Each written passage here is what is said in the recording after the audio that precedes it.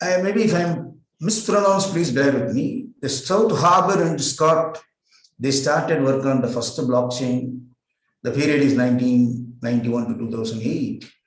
And Satoshi Nakamoto released the first Bitcoin white paper. And if you really see the 2010, the first Bitcoin purchase happened. And 2012, the Bitcoin market surpasses $1 billion. Today, it's more than that. And if you really see 2014 to 16, the smart contract, hyperledger, which we are going to see in coming slides, hyperledger kind of things started evolving, right?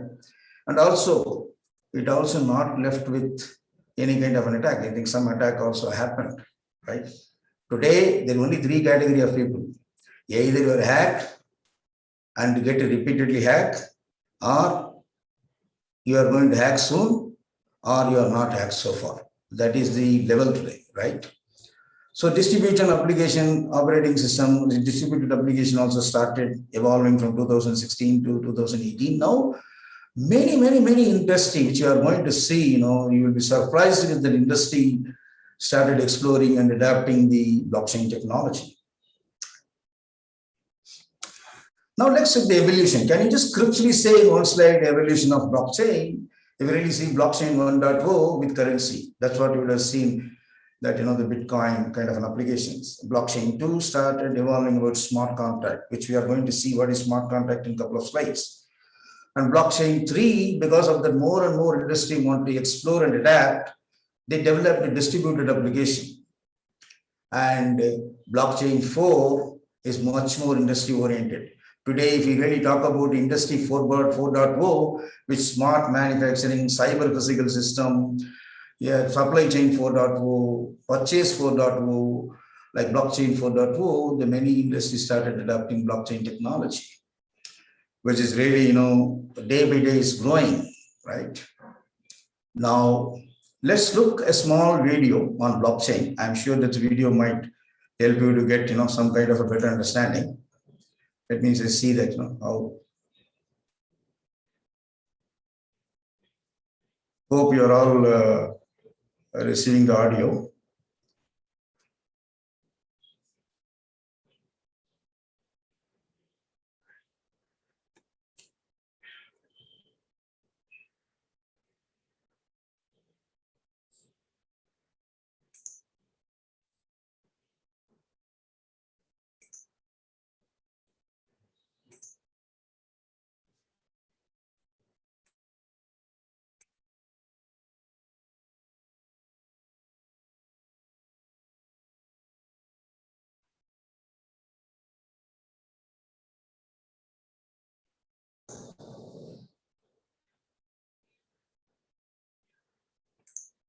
I'm assuming you're all receiving the audio because I'm not hearing no audio, sir. Okay. I don't know what is that issue.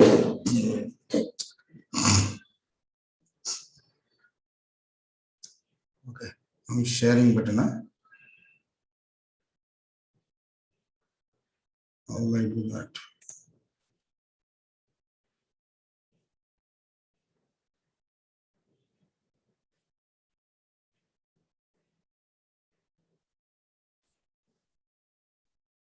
Wonderful, very nice. Okay.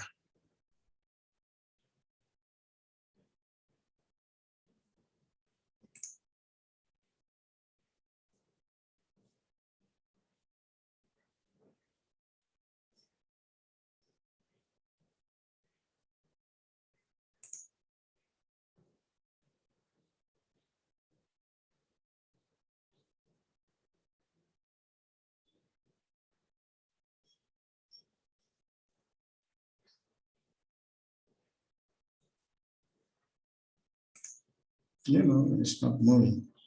Okay. Sorry, guys, and I'm just.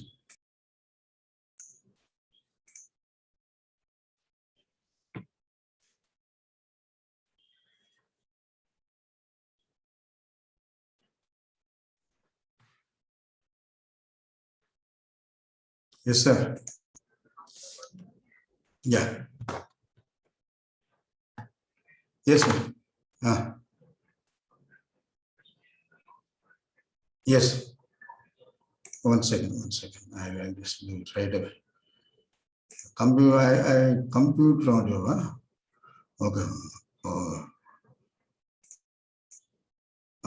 It's coming now. One second. I don't know. There's something sometime wrong. One second. Now you're getting audio. Hello.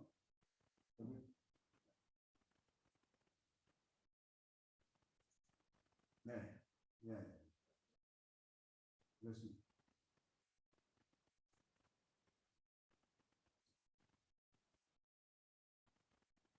Huh? Yes.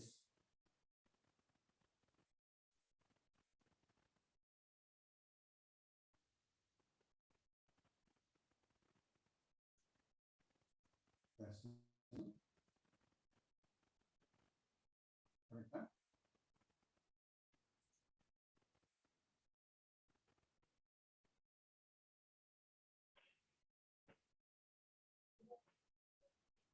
What's coming up? Yes. Okay. System. Is coming now?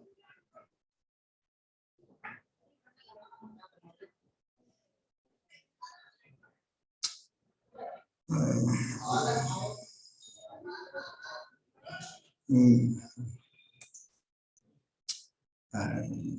second. Let me see. Audio setting only I'm there. Is coming now? Okay, one second. Let me see.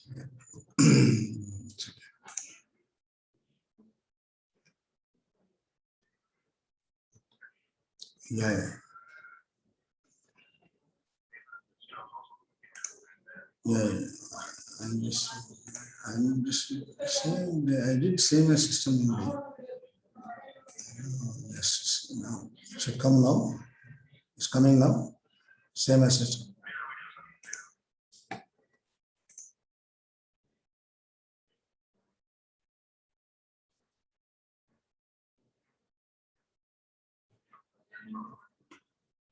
Okay.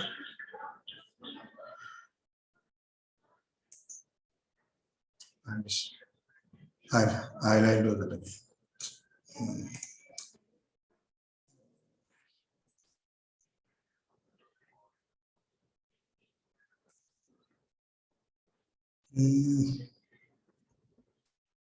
Single obligation. Share audio with the actually same with the system only, it's there.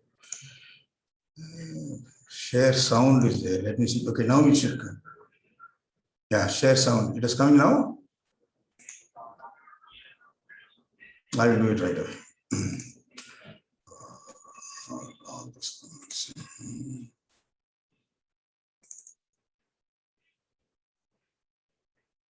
That is stored inside a block depends on the type of blockchain. Okay, wonderful.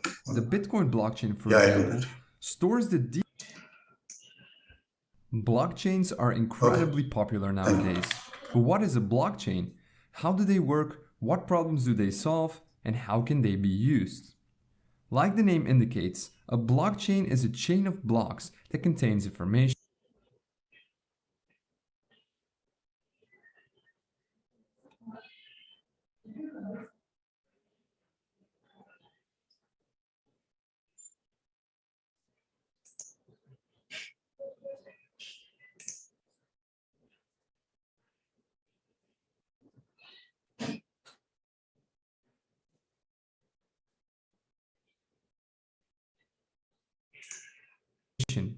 This technique was originally described in 1991 by a group of researchers and was originally intended to time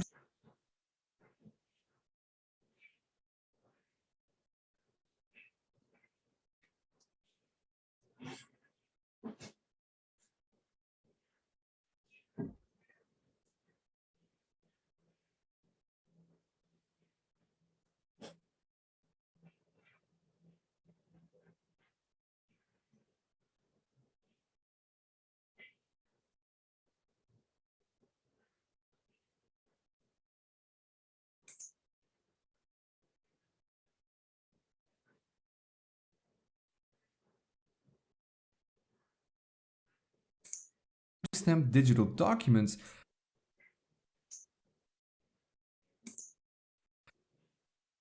so that it's not possible to backdate them or to tamper with them, almost like a notary. However,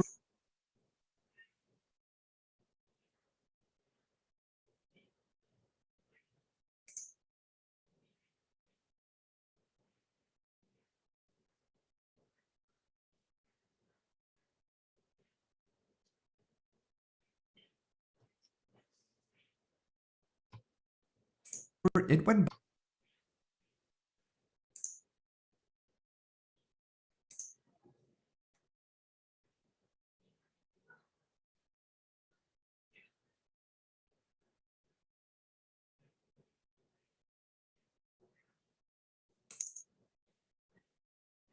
So you heard about blockchain, you got on the internet, you read a few articles or watched a few videos to figure out how it works, and now that you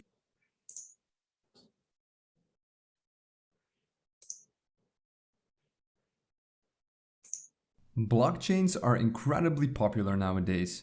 But what is a blockchain? How do they work? What problems do they solve? And how can they be used? Like the name indicates, a blockchain is a chain of blocks that contains information. This technique was originally described in 1991 by a group of researchers and was originally intended to timestamp digital documents so that it's not possible to backdate them or to tamper with them, almost like a notary. However, it went by mostly unused until it was adapted by Satoshi Nakamoto in 2009 to create the digital cryptocurrency Bitcoin. Now, a blockchain is a distributed ledger that is completely open to anyone.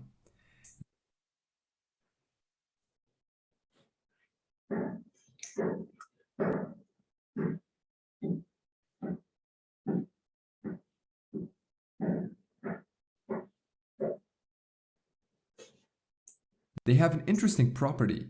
Once some data has been recorded inside a blockchain, it becomes very difficult to change it. So how does that work? Well, let's take a closer look at a block. Each block contains some data, the hash of the block, and the hash of the previous block. The data that is stored inside a block depends on the type of blockchain. The Bitcoin blockchain, for example, stores the details about a transaction in here, such as the sender, receiver, and the amount of coins. A block also has a hash. You can compare a hash to a fingerprint. It identifies a block and all of its contents, and it's always unique, just as a fingerprint. Once a block is created, its hash is being calculated. Changing something inside the block will cause the hash to change. So in other words, hashes are very useful when you want to detect changes to blocks. If the fingerprint of a block changes, it no longer is the same block. The third element inside each block is the hash of the previous block. And this effectively creates a chain of blocks, and it's this technique that makes a blockchain so secure. Let's take an example. Here we have a chain of 3 blocks. As you can see, each block has a hash and the hash of the previous block. So block number 3 points to block number 2, and number 2 points to number 1. Now the first block is a bit special. It cannot point to previous blocks because, well, it's the first one. We call this block the genesis block. Now let's say that you tamper with the second block. This causes the hash of the block to change as well. In turn, that will make block 3 and all following blocks invalid because they no longer store a valid hash of the previous block. So changing a single block will make all following blocks invalid. But using hashes is not enough to prevent tampering. Computers these days are very fast and can calculate hundreds of thousands of hashes per second. You could effectively tamper with a block and recalculate all the hashes of other blocks to make your blockchain valid again. So to mitigate this, blockchains have something that is called proof of work. It's a mechanism that slows down the creation of new blocks. In Bitcoin's case, it takes about 10 minutes to calculate the required proof of work and add a new block to the chain. This mechanism makes it very hard to tamper with the blocks because if you tamper with one block, you'll need to recalculate the proof of work for all the following blocks. So the security of a blockchain comes from its creative use of hashing and the proof of work mechanism. But there is one more way that blockchains secure themselves,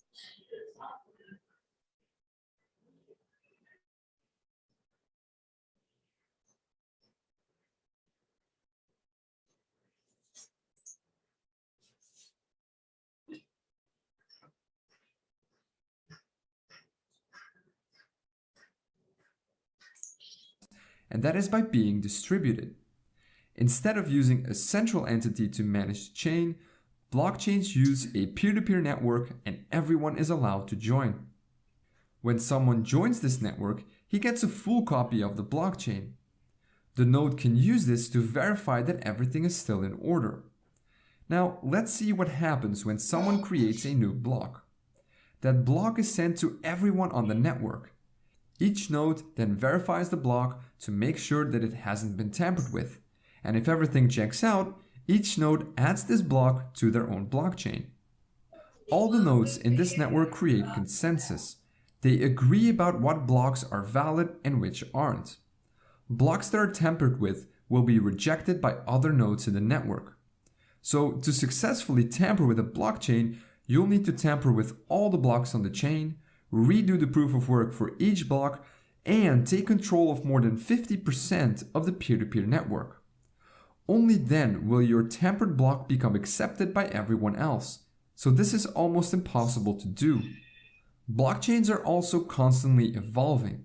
One of the most recent developments is the creation of smart contracts. These contracts are simple programs that are stored on the blockchain and can be used to automatically exchange coins based on certain conditions. More on smart contracts in a later video. The creation of blockchain technology piqued a lot of people's interest. Soon others realized that this technology could be used for other things, like storing medical records, creating a digital notary, or even collecting taxes. So now you know what a blockchain is, how it works on a basic level, and what problems it solves. Want to learn how you can implement a simple blockchain in JavaScript? Then check out this video.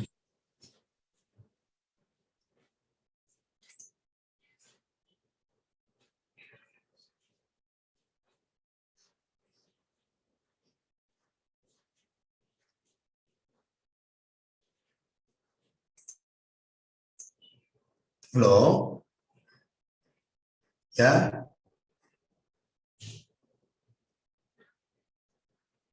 Now, able to hear me? I'm sorry for the trouble and challenges, what you are currently. Now you're able to hear Yes, me? sir. Yes, sir. Wonderful. We are able to hear you, sir. And anyway, sorry for the video. Let me see, because I'm sure that other video also should come. There are a lot of videos. Anyway, I'm sorry, guys. Again, I'm just moving. So now we just saw just now what is that the blockchain? How if you really see that what is block, what is a chain, how it's connected, the ledger, and also some of the application which we saw in a quick video, which is 6 minutes. I'm sure that all of you would have heard and saw the video. Now let me move to the next one called understanding. Let me get into a little more deep dive. Now, what is blockchain? Kind of stuff. Now, there are, again, if you go to the web, you will get some thousands and thousands of the definition, and sometimes you may have to even hire a consultant to find out what is the right definition. Right? Let's say very simple here. A distributed database that is used to maintain a continuously growing of list of records called blocks. And each block contains the timestamp and link to previous block. That is what you will be seeing here in the data reference, and also you will be seeing here, what is the blockchain. There are two pictorial representations here. And also there is another definition which is just saying the simplest term, timestamp series immutable. The data managed by a cluster of computers not owned by single entity. So what happens here? The blocks of data called block and secured and bound to each other using cryptographic principle. That is chain. What is cryptographic principle? Some of you, if you come from the CISA background, you would have used a lot of time, you would have heard about CIA. It is not an American CIA. It is confidentiality, integrity, and availability. That is what normally is referred. Whereas in the cryptographic principle, it is just saying that confidentiality, integrity, and authentication. Meaning it is only intent to reach the target audience. It is not available for public.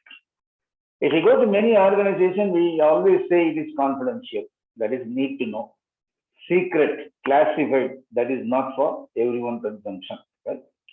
That's something we need to have a clear understanding. Let me look some more examples also, details of the blockchain, what it is. Right?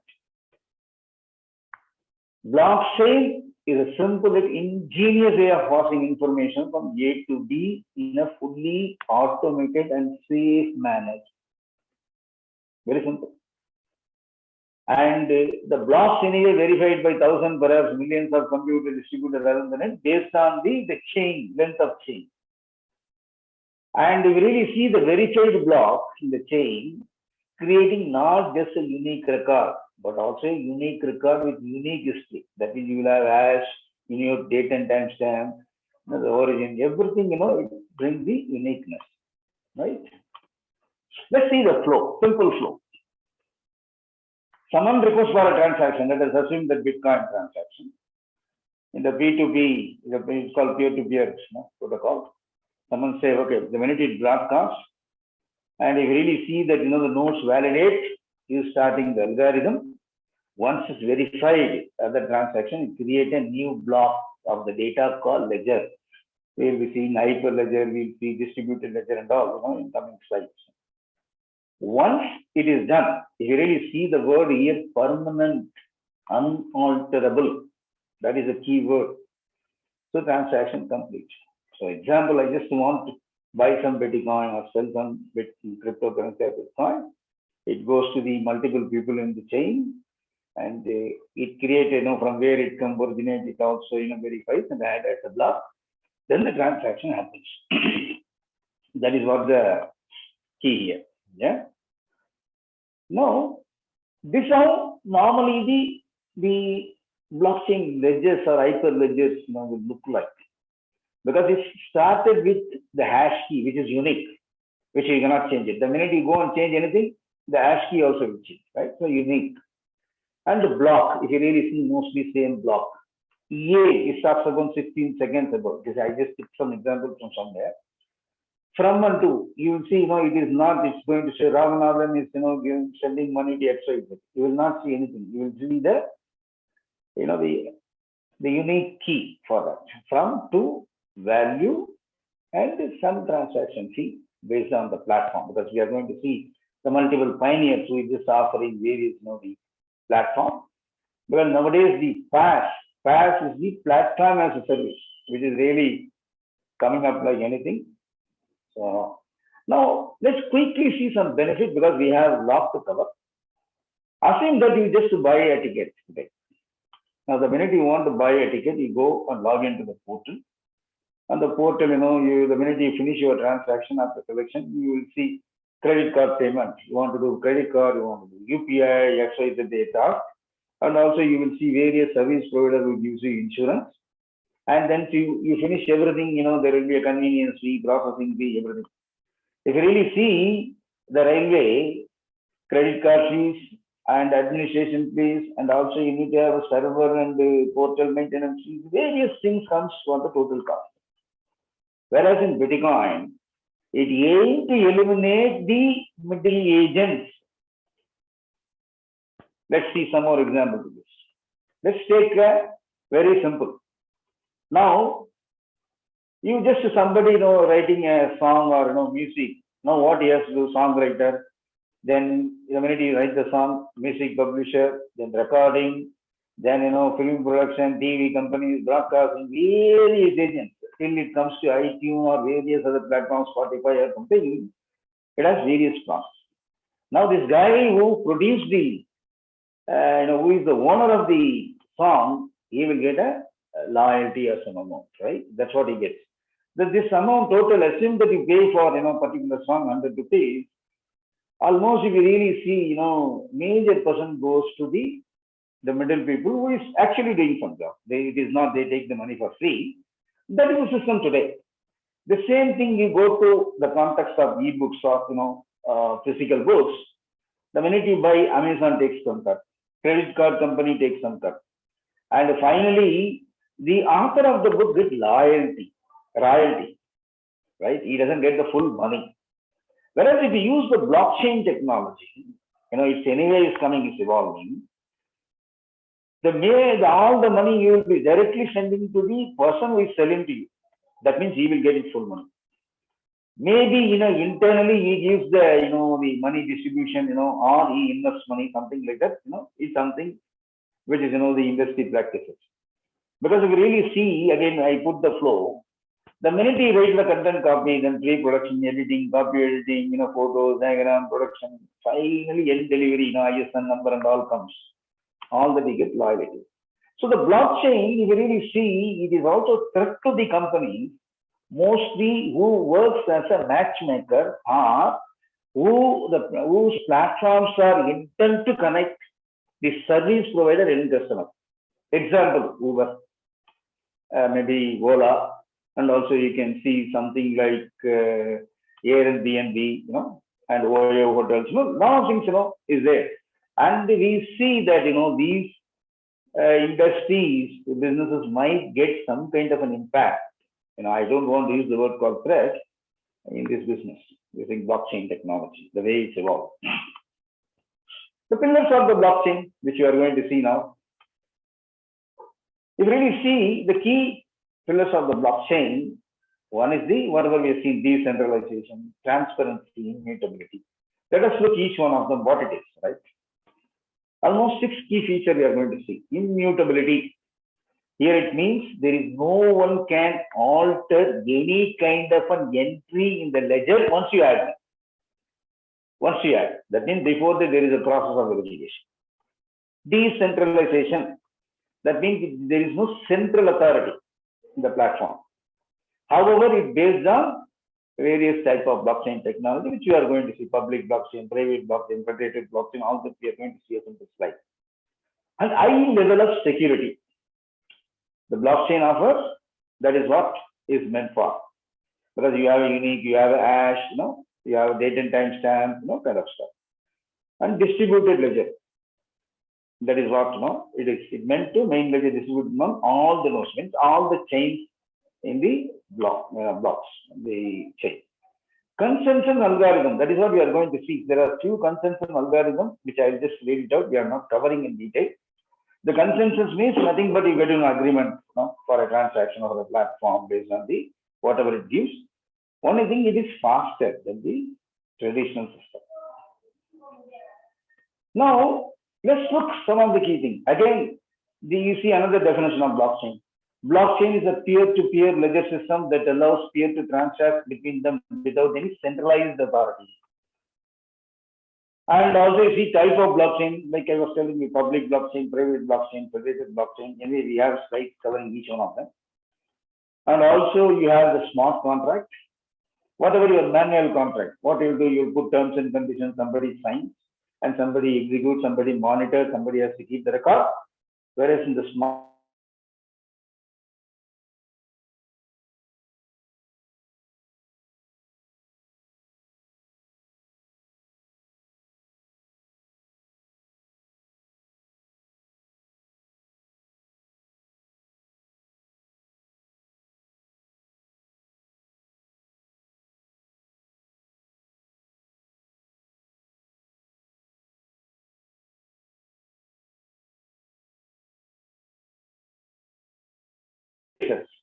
finance, trade and finance, supply chain, healthcare, retail, insurance,